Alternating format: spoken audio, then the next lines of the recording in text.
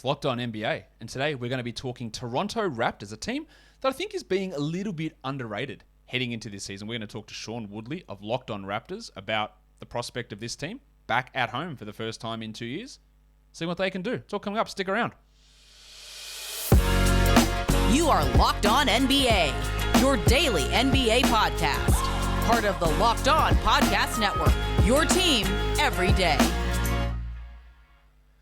Hi guys, and welcome back to another episode of Locked On NBA. My name's Josh Lloyd. I'm also the host of the Locked On Fantasy Basketball channel, so check out that channel over there if you are playing fantasy basketball. We do a bunch of stuff over there. And now we're going to talk about the Toronto Raptors in today's show, because I think, again, they're being a little bit underrated. I won't say slept on, but there's enough here for us to talk about that's going to be interesting to track how they go to begin the season. But what I've got to tell you about is Built Bar, the best tasting protein bar ever. If you're looking for those protein bars, when you go to have one, they just taste like dirt. Not Built Bar, they taste like a candy bar. Whatever your favorite flavor, raspberry, orange, strawberry, cookies and cream, salted caramel, Built Bar has deliciousness right across the board. But not only are they delicious, because they are, they're also healthy. 17 to 18 grams of protein, 130 to 180 calories, 4 to 5 grams of sugar, and 4 to 5 grams of net carbs for the old Built Bar. But you can get them now at 15% off. So head to Built.com, use our promo code LOCKEDON, and you will save, well, not Locked On actually, the promo code is LOCKED15, which is LOCKED15, and that saves you 15%. So head to Built.com, load your card up with boxes of Built Bars, and use that promo code LOCKED15 to get yourself boxes of Built Bar, the best tasting protein bar ever. All right, so let's talk about the Toronto Raptors now and bring in the host of the Locked On Raptors podcast. Sean Woodley is here with me. Sean, welcome to Locked On NBA. The Raptors, of course, they ended up with a number 4 pick in last year's draft, but that obscures what they were as a team. They weren't the 4th worst team. They jumped up in the lottery. They tanked their absolute asses off to get into that spot. They played the entire season away from home, on the road in Tampa Bay, where plenty of the times where they were at home, they were out, their fans were outnumbered, or they were acting like a road team.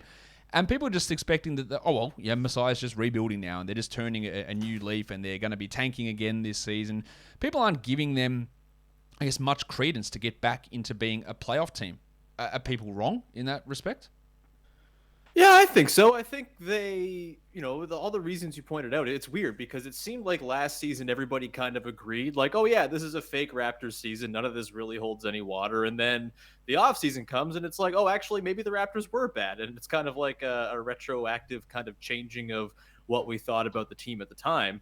Look, I don't think they're going to be back to like their usual sort of like home court advantage, spot that they've been in for most of the last decade. But I do think they're a lot better than they were last season. And I think even last year, if you think about it, I mean, the thing that derailed last year's team was a huge COVID outbreak where the 3 best players on the team, non-Kyle Lowry division, all got COVID and missed the entire month of March. Before that, they were playing really well. They were coming off a week where they had, I think, had beaten the Bucks back-to-back and then beat the Sixers. They were kind of, moving back up towards where they figured they should have been. I thought they were going to be the 4 seed, considering the way they were playing, the way their point differential was shaking out. They even finished the season, despite tanking their asses off, like you said, they still finished the season like just barely below a net neutral team overall in the season. So, yeah, I think they're being slept on a little bit. Yes, losing Kyle Lowry is a significant loss. You can't really undercut that. It's huge, but last season was not his best. He didn't drive winning the same way that he typically does. And the guys who are back, Fred VanVleet, Pascal Siakam, OG Anunoby, all were the best 3 players on the team in terms of driving positive play last season. And then you throw in the fact that, they have probably 11 or 12 good players right now on the roster compared to the 7 or so you could have relied on last season. It does figure to me to be a team that's in a lot better spot than it was last year and will definitely be fighting for play-in position as opposed to figuring out how far deeply they can tank. No offense to my fellow countryman Aaron Baines, but they were relying upon him to play center minutes last year, and he just was not good at all. So you're right. You're losing Lowry is tough, but you're replacing him with Goran Dragic. It is a step back, but it's not necessarily a huge one. Like, Dragic's still a really, really capable NBA player. You've seen OG Anunoby take a step forward. They drafted Scotty Barnes. They got in some center depth with Birch and Achua in that front court. So overall, the team looks deeper. And if Anunoby takes that step forward, and Siakam comes back a little bit sooner than expected, which it appears it might be the case, Sean, I don't see why people are just writing them off the way they are. Now, in terms of that update on Siakam. Of course, he had that torn shoulder labrum. It looks like he might only miss a couple of weeks to begin the season. Yeah, I think the date that everyone's been kind of throwing out there, I'm assuming sort of a pessimistic date just to kind of make sure the team's not counting on the return too quickly, has been, American Thanksgiving, late November, that type of thing. He very well could come back before then. He's been working out one-on-one at the Raptors practice facility. He's shooting and all that stuff. Like, he's got the range of motion in his shoulder. He's not taking contact or anything like that right now, but I'm sure that'll come in time. And yeah, with the way things have progressed here, there's been no news of any setback or anything like that. I think it's very possible that, by the middle of November, you're looking at Pascal back in the lineup, in which case you're looking at, some really interesting decisions for Coach Nick Nurse and how he deploys all these weirdos he has on this team who are 6'9" and play defense and don't really shoot and kind of offer all these sort of bizarro, traits and qualities. But, that's one of them good problems to have if your best player is coming back. And let's not mince words. Pascal Siakam is the best player on the Raptors. To me, he's one of the most idiotically talked about players in all of basketball discourse, considering basically people just kind of cherry pick the bubble and the 2-8 start to last season, which were really the only times Pascal's been quote unquote bad in his career. He's very good, and he made a lot of strides last season, playmaking wise, scoring inside the 3-point arc wise. I think he's in line for a really, really impressive return to form. I still think by season's end, you're going to count him as the best player on the team, even though OG Anunoby is very much coming. And, whenever he does get back, I think the Raptors stand to, as long as they don't lose too much ground without him, and it will be tough. Their offense is probably going to be terrible when he's not in the lineup, but if they can kind of hold water, be just below 500, avoid the same kind of start they had last year, I don't think there's going to be that big a hole for them to dig out of, and they'll have plenty of time to do it with a longer schedule as well. Yeah, because again, this narrative around Pascal and about the Raptors in general doesn't always seem to, or doesn't really hold water at all. And they act like this team is tanking and looking to lose and rebuild. But I don't think any of the moves they made in the offseason would suggest that. Yes, they picked at number 4, but when you've got an opportunity to get a pick at number 4, you take the pick at number 4. And re-signing Gary Trent and keeping Goran Dragic and re-signing Kem Birch. These are not these let's tear it down. They didn't trade Siakam. They didn't trade Anunoby. They didn't do any of these sort of things. So I still think they're going to be much better than people anticipate. How important is getting back in front of crowds at I don't even know what the arena is called. Scotiabank, is that what it's called now? I don't even know what the Scotiabank Arena. Yeah, it is. The big ATM. What is how big of an impact is full crowds? Jurassic Park on the outside. How big is that going to be for this team? It's huge, right? That's another one of these sort of slept-on storylines coming into the year. It's not being slept on, I think, in Toronto, but sort of league-wide. I don't think enough credence is being paid to how much it's actually going to tangibly affect things for the Raptors.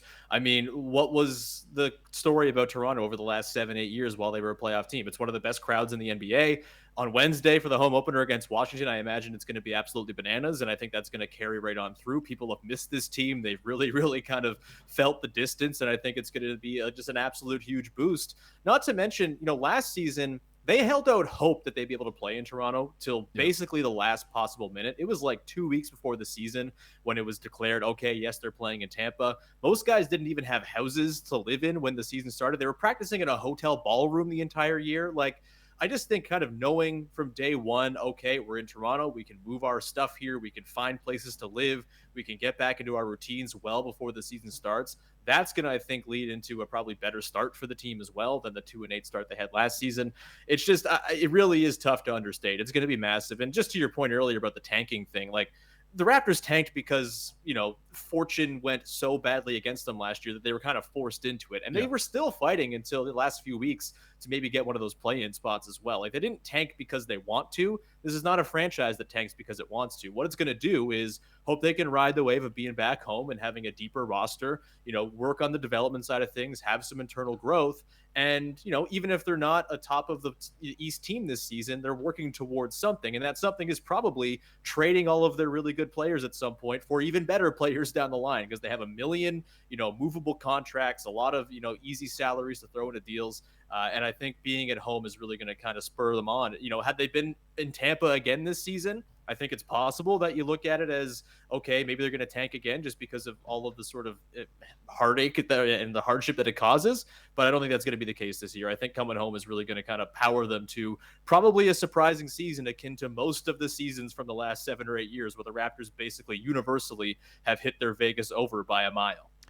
We've also got that home court advantage, though. If any unvaccinated players break curfew, that they go to prison. So that's a big advantage that they may have as well. What's the opposite of a carrot to dangle to somebody? Yeah, it's that's a slept-on thing, and we'll see what guys. I would assume people will be pretty strict in terms of actually holding up their end if they're not vaccinated, and we'll see. But yeah, that is another sort of secret subplot: is which players go to jail just for visiting Toronto. Well, look out for Bradley Beal on opening night against the Wizards. Of course, Sean, you'll have it all covered for us over on Locked On Raptors throughout heading up to the season and as the season pushes on. Thanks for coming on to Locked On NBA with me.